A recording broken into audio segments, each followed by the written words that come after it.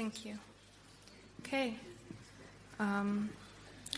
So most of you probably know exactly what citizen science is. I like to think about it as science on steroids, where lay citizens enable researchers to run their studies faster and more efficiently by aiding them with data collection, processing, or analysis. And I'm sure also most of you are aware that we live at a time of increased scrutiny, both legal and societal, when it comes to data privacy. Whether it's the Cambridge Analytica scandal or Facebook setting aside $3 billion for a governmental privacy probe, we hear about privacy every day in the news. And in line with this, the public increase about data privacy increases. So the big companies are very good at convincing us that even when we might have some privacy concerns, we should still share our data online. And this is because we can save money. We can get a better personalized service that saves us time.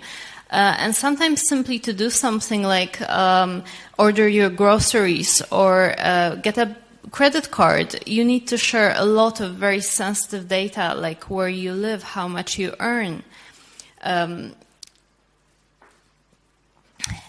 Also in research, it is not uncommon in traditional research that people in specifically intrusive studies, like maybe health studies, clinical trials, get paid quite a lot of money to share sensitive data about themselves.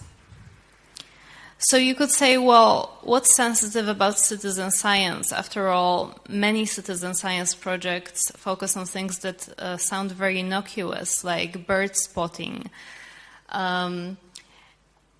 Actually, there is a lot of sensitive data that goes into most projects, and this can be even the metadata, the IP address of the computer you're using, the data you might collect in an observational study will often be location and time stamped.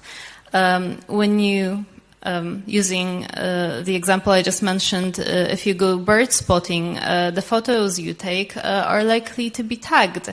And if you share this information on forums shared with other citizen scientists and coordinators, sometimes it might be quite easy to deduce where you live and when you're away on holidays. And finally, in psychological and medical surveys, you answer lots of questions about yourself. Some of them might include questions about data that are very sensitive, like do you suffer from any chronic conditions? Or things like your ethnicity, and other types of data that you wouldn't normally share with a stranger, and yet you do share them in these projects. So what are the benefits of citizen science? We know that someone would definitely use Facebook, even when they have some privacy concerns, simply because this is a service that is very useful to them. It allows them to do things that they wouldn't be able to do otherwise.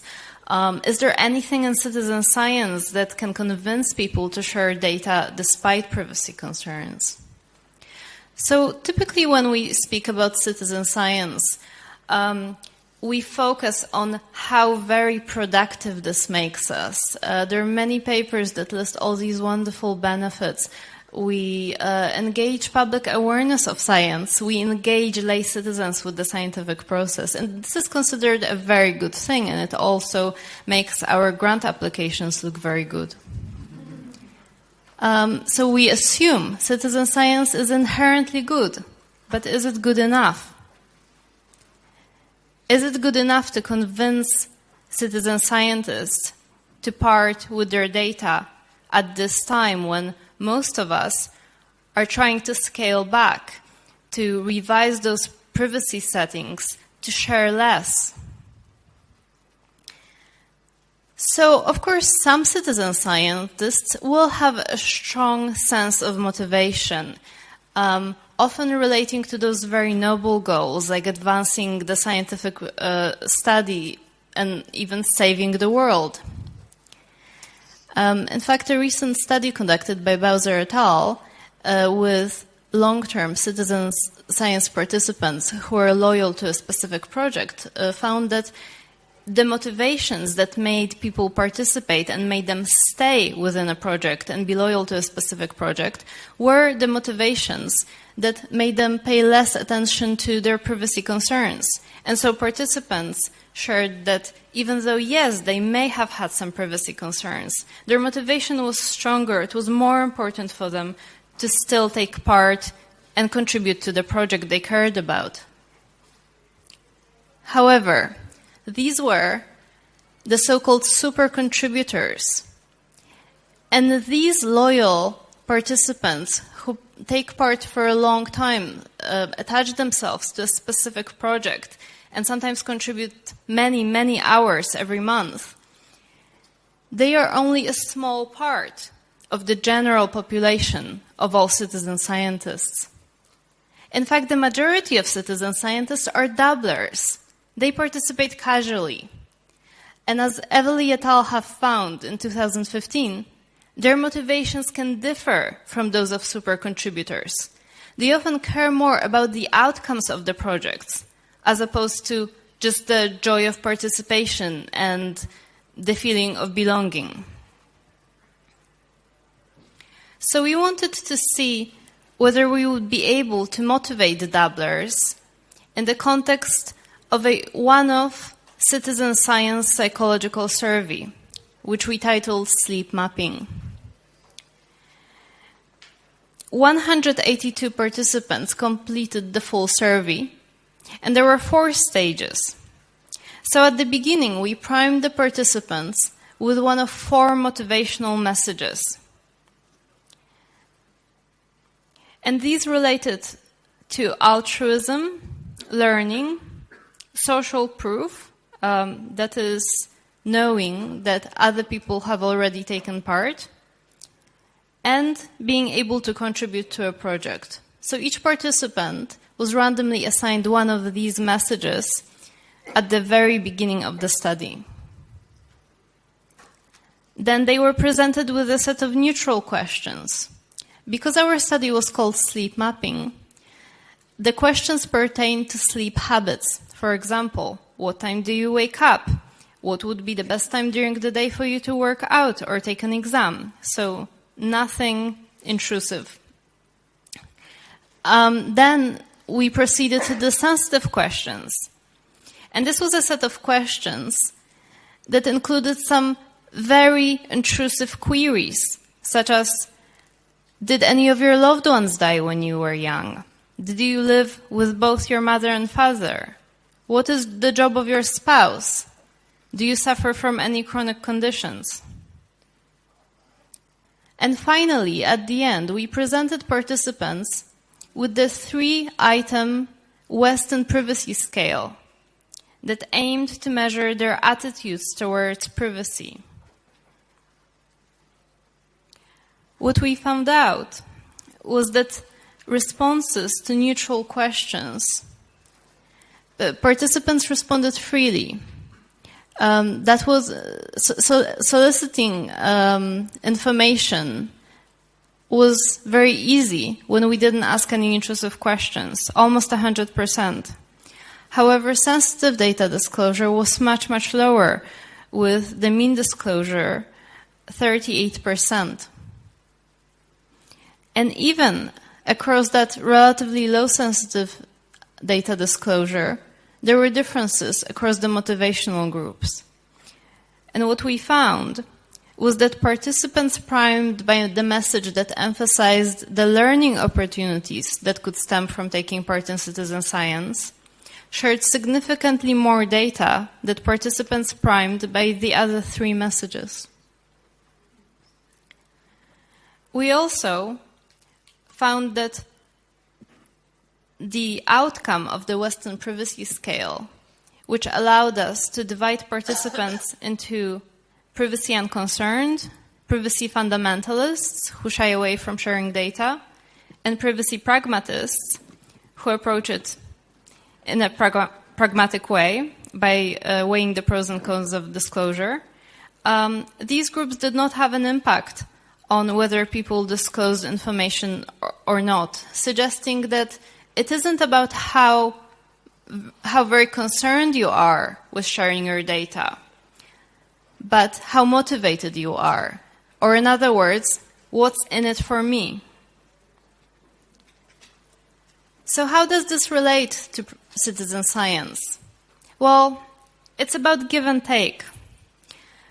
For quite a long time, in the literature reporting from citizen science projects, the focus has been on productivity, on what we as researchers can gain from those projects. And even when we speak about participant benefits, we often focus on the ones that may sound quite vague and buzzwordy, like advancing science and helping the world. The fact that we live at a time of increased scrutiny over how data are collected and processed means that we must think more carefully about how citizen science projects might benefit the participants. When data is currency, we cannot just ask for data. We have to give something back. So the take-home message is, when collecting sensitive data, design projects that give back and think about giving back tangible, concrete rewards to your participants. Tell your participants about how they will benefit. They should know what's in it for them. And finally, ethics. Keep your promises, since as I have demonstrated in this presentation, they can affect participant disclosure. Because we don't want to end up in a situation where participants stop sharing data and citizen science projects are no longer feasible. Thank you very much to all of my participants who have given their time and effort to take part in this project.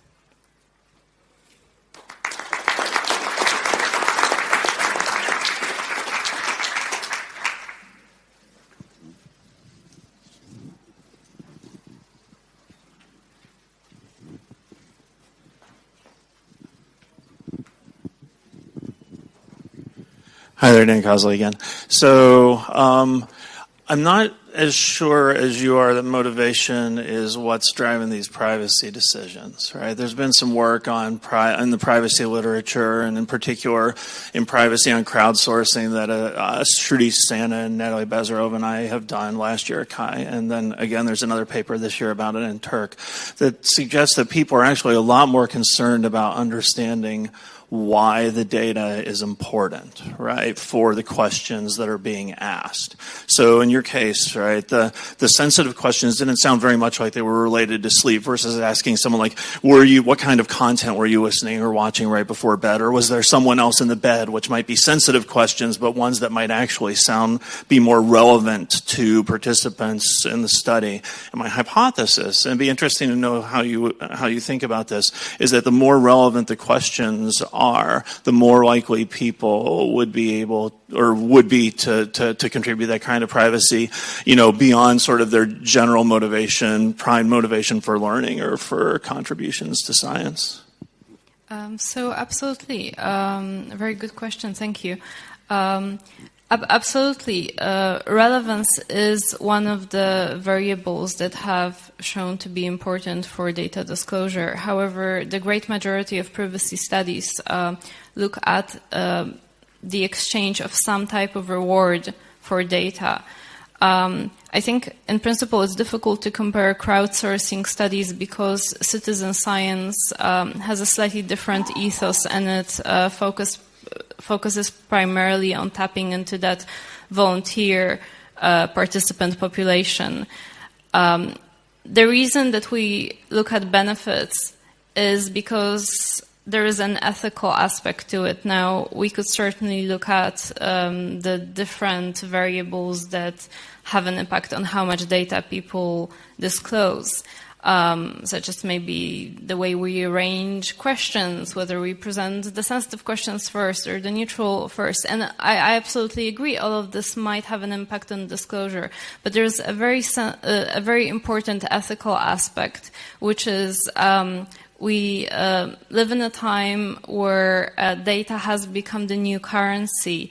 And we need to really think about, do we have the right to keep asking citizen scientists for more and more, or do we need to step back and think about what we are giving back to that community of citizen scientists?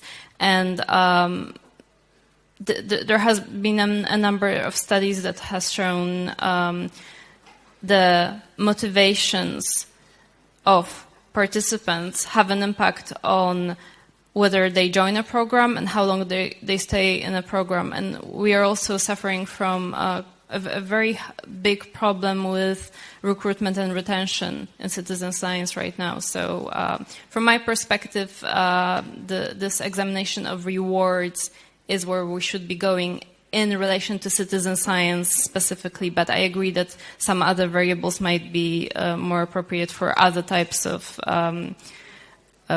work, for example, crowdsourcing. And I agree that thinking about what you give back to the people who participate is important. Yeah. Thank you.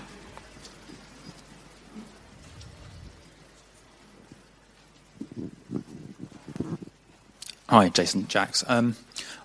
I think your point about data as currency is very prescient. With GDPR now in Europe, we see lots of, like, every time I visit a news website, for example, I have to accept or decline to be tracked. And I was wondering if you had any thoughts on maybe there might be some additional user fatigue, constantly seeing these dialog boxes, and maybe that might change their behaviour. Sorry, could you specify what do you mean about user fatigue? Is that in relation to when they see maybe a consent form and they might drop out at that point? Is that... Well, no, I meant more that since with the establishment of the GDPR regulations, users, generally speaking, across the web are seeing a lot more accept or decline forms on whether or not they want to have their data gathered. And I think that as people, to be honest, I'm not reading the privacy policies of the news websites every time I'm visiting them. I'm clicking accept or decline depending on what will get me to the news article fastest. And I wonder if people are having that experience across the web, maybe their reaction to sharing data might change going forward with additional fatigue of having to see these kind of consent. Yes, absolutely. So I think the reaction to GDPR in general is a very complex process, and a lot of people will still continue disclosing data, specifically because we need to disclose data. We need to do the things that we have done so far online, and sometimes we just want to read another article, and I know exactly what you're talking about. But I think in the context of citizen science, because there is such a big emphasis on volunteering, and there is a strong sense of I can quit if I don't like it, and the way we have looked at the pattern of attrition during the study, for example, we have seen that at the point of transition from the neutral items to the sensitive items, we have had a significant number of participants drop out.